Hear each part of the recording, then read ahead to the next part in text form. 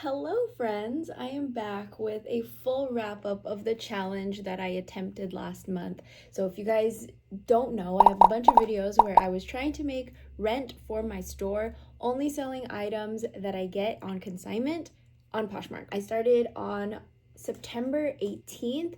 That left me with about 2 weeks to try to make rent. I hadn't been listing consistently, so I was really just jumping back into reselling online, trying to get back into the habit of photographing and listing and just pulling things from my store to get them to sell. I did not end up making my rent. So my goal was to make $2,500. About a week in, I was like, yeah, that's definitely not going to happen. So I amended my goal to just make half, which would have been $1,250, and we were damn near close after all of the returns and cancellations I had to do. I wanted to give you guys the final update because I've already received all the payments and everything, so it's been really good. One thing I will say is on October 1st, I made like $400 in sales, and I'm so bummed that I'm not counting that towards this total. But you know what? I'm so happy that the sales have been continuing. I will say in October, I have definitely fallen off listing consistently, but we just celebrated our 2-year anniversary here at Live, which has been really exciting. We had a really big sale last week and into the weekend. So yeah, the whole first week of October, I was just dealing with that, prepping for the sale. And now I have to deal with all of the leftovers from the sale, which we will get to more on that later. Anyway, I wanted to give you guys the whole summary of what happened. So I calculated all the sales, I deducted the items that were canceled or returned, and I ended up selling $1,294 on Poshmark. That is sales before fees. We sold a total of 23 items at an average selling price of $58.82, which is amazing. It's actually a little bit more than what my average selling price normally is. My average selling price, I believe, was like $51 when I originally calculated it. After Poshmark fees, that left us with a total of $1,035.20. So it didn't quite make that halfway gap either, but honestly, this chunk of change really helped just with expenses and everything that goes with running a shop. I think it would be possible if I did this for the whole month, and also if I keep the momentum going. That's the thing with reselling online, is you have to be consistent, you have to be listing every single day, and you have to be listing good items for them to sell consistently. So I'm very happy with the results. Did I make the goal? No, but I still made money, and that's, at the end of the day, what I want. Anyway, getting into what I was talking about with the sales. So what we did is we did a progressive sale, color tag sale, meaning on Thursday, everything was 30% off. On Friday, everything was 50% off. And then on Saturday, everything was 75% off. And we were only doing older inventory. So this is inventory that has been sitting on the floor for at least 60 to 90 days, and it's mainly like summer inventory. So after the sale, we ended up with a bunch of inventory that did not sell, and so I've been going through all of that the last couple of days, trying to figure out if we're gonna donate certain items or if we're returning them back to sellers, which is something that consigners opt into when they initially sign up for their account. So this is what I have so far. So far, I have 1, 2, 3, 4, 5 bins full of inventory that is marked for donate. And then I have this rack right here that is marked for return.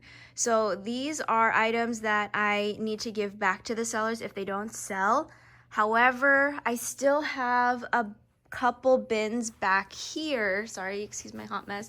So I still have to go through all of these bins and sort through those and just figure out if they're donate or return. I was chatting with a friend who also owns a consignment store, and I think I mentioned this in another video, but she ran a similar sale to what I was doing, and with her leftovers, she went on Whatnot and sold like 50 pairs of jeans in her first sale and was just running them at like $10. So I am trying to figure out if I have the energy and capacity to run some live sales on Whatnot. I don't think I'm gonna do them on Poshmark. I think Whatnot is a better option, but I have been just so busy with the sale, I just haven't even like had time to do any research or anything about it, especially after my last fail of trying to run a live sale on Poshmark. I know there's a lot more effort that I need to be putting into this. This morning I actually started looking up some YouTube videos to just get the scoop. A lot of the videos though that I'm finding are like 2-3 years old, so I'm trying to find up-to-date information on live selling. If you guys have any recommendations of who I should watch, please drop them in the comments. Essentially, I want to see how much of this inventory I could move online, because that would be amazing. I could still pay out some of my consigners, and then it'll be less work having to contact them and see if they want to pick up their stuff. The other option is every year for Black Friday, I host a fill-a-bag sale. So I would put all of the items that we had marked for donation and put those into the fill-a-bag sale, and then whatever we make on the sales from the fill-a-bag, so we usually charge $20 per bag, I would donate that to a local organization or something. So that's if I either fail on the live sales or don't have the capacity to do it or just don't want to do it, then that will be like my last effort. I might actually have stuff left over that I can still use for the live sale, and we'll probably get some more stuff as time goes on.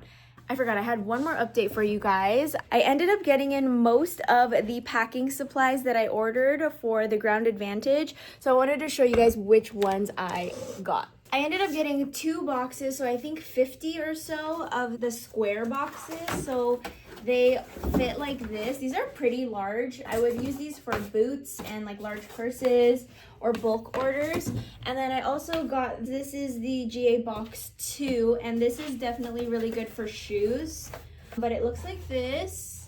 So I got 2 packs of those, and at first that was initially all that I got from that order, and I was like, I wonder if I'm getting any of the poly mailers. And then the other day I got this box delivered, this big old box, and I was like, what did I order? And I realized they are more shipping supplies. So this is the padded shipping envelope, and this thing is huge.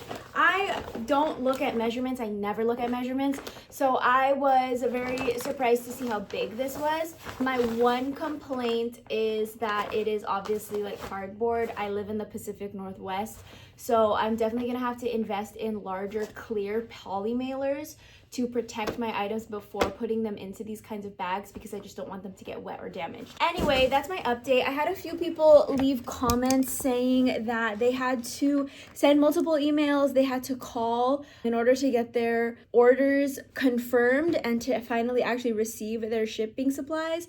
So if you guys are in that boat where you're just not receiving anything, just remember there's a lot of people that are putting in orders. So just stay patient.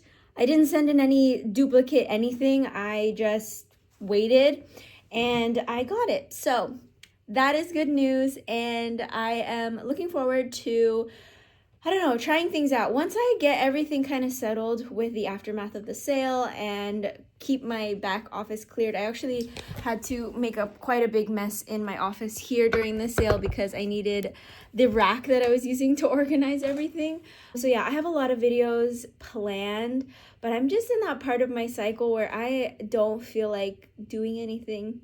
So please be patient with me, but I promise the content is still coming. Anyway, thank you guys so much for watching, and thank you all for the encouragement throughout the challenge. Even though I didn't hit that end goal, just like seeing your guys' comments really made me want to keep trying and keep going. So anyway, thank you guys so much, and I will see you guys next time for another video.